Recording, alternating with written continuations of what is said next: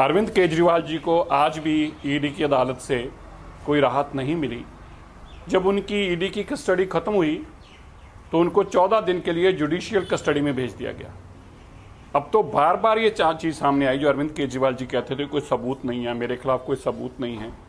इतने पुख्ता सबूत हैं, ईडी की कस्टडी खत्म होने के बाद भी आपको कोई छोड़ नहीं रहा, आपको 14 दिन के लिए जेल भेजा जा रहा है। अरविंद केजरीवाल जी, आप अपने मोबाइल के पासवर्ड तक नहीं आपने दिए अब तक। अगर आपके पास छुपाने को कुछ नहीं था तो आपको देने चाहिए थे, और आप ईडी को नहीं देने चाहते थे। कोर्ट में खोल के सबके सामने दिखा देते।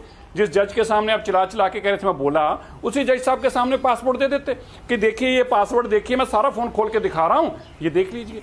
पर आपके पास छुपाने को बहुत कुछ है। करोड़ों रुपया जो आपने इकट्ठा किया है शराब घोटाले में, उसके सारे सबूत फोनों में है जो आप फोन नहीं देना चाहते। लेकिन ये हिसाब होगा, आप बच नहीं पाएंगे। Mr. Arvind Kejriwal, as has been pointed out by the learned ASG, Mr. Raju, in court, has been giving evasive replies. He is not coming out with the truth. For everything he seems to be saying, I don't know. He is the Chief Minister of Delhi. Under his instructions, his 2 ministers and other ministers function. Those ministers are in jail. Now, if he doesn't know what has happened with regard to the liquor scam or the excise scam, then either it means his ministers were running riot without any direction from him, or he's scared to tell the truth.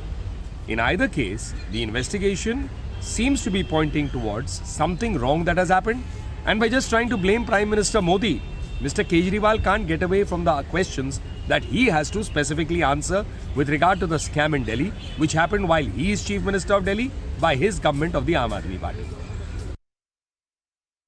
सत्यमेव जयते। आज शराब घोटाले के आरोपी अरविंद केजरीवाल को 15 दिन की न्यायिक हिरासत में भेज दिया गया है। शराब घोटाले में दिल्ली को लूटने वाले, दिल्ली को ठगने वाले अरविंद केजरीवाल अब कट्टर ईमानदारी का दावा पेश नहीं कर सकते। हमारा ये पहले दिन से मानना था कि शराब नीति में दिल्ली के युवाओं को नशे में धकेलने का काम किया गया, दिल्ली को लूटने का काम किया गया है।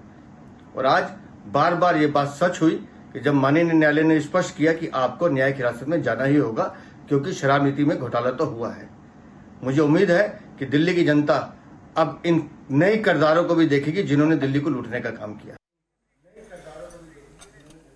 Taking a short break right now. That's the big story here on Republic TV. Arvind Kejriwal, according to the Enforcement Directorate, has named Atishi and Saurabh Bharadwaj, saying that they were the ones in touch with Vijay Nair, who is also accused in the liquor scam, also arrested, saying that his limitations with Vijay Nair was very limited and that Atishi and Saurabh Bharadwaj were directly in touch. That's what the ED has claimed in court.